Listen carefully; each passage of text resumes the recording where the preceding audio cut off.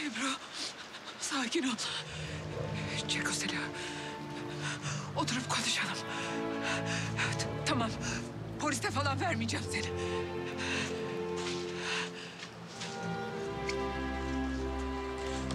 Ben böyle olsun istemedim. Ben ne yaptıysam aşkım için yaptım. Kenan için.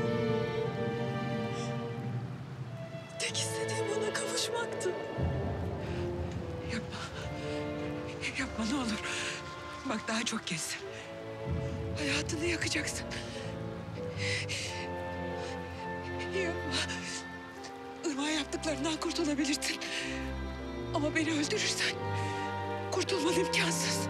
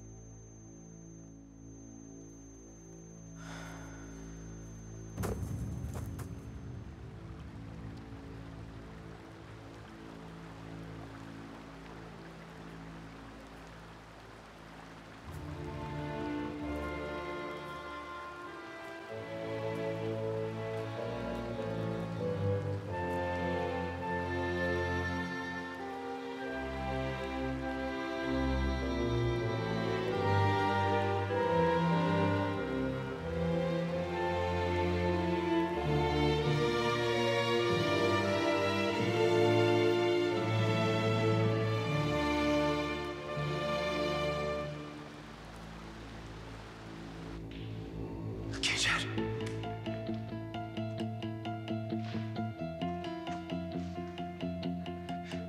İyi misin oğlum? Ha? Ne yaptılar sana? Gencer. Konuştun mu yoksa? Ha? Anlatmadın değil mi?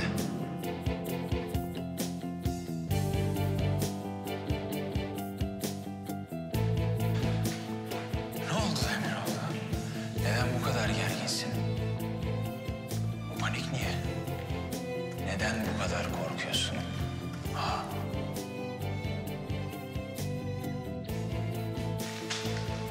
Yoksa nasıl öldürdüğünün ortaya çıkmasından mı?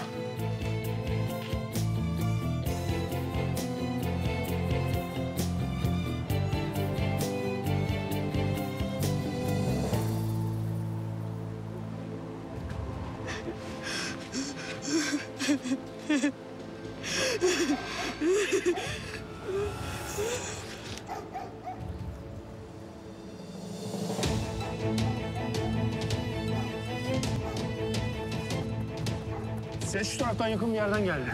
Koş abi koş.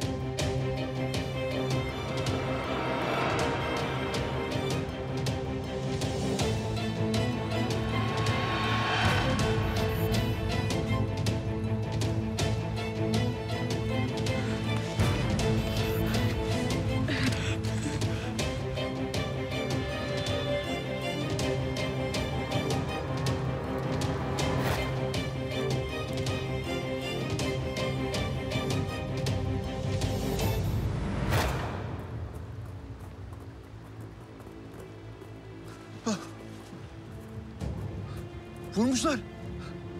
Kadını vurmuşlar. Ara abi, polisi ara. Ambulansı ara. Yapan hala burada.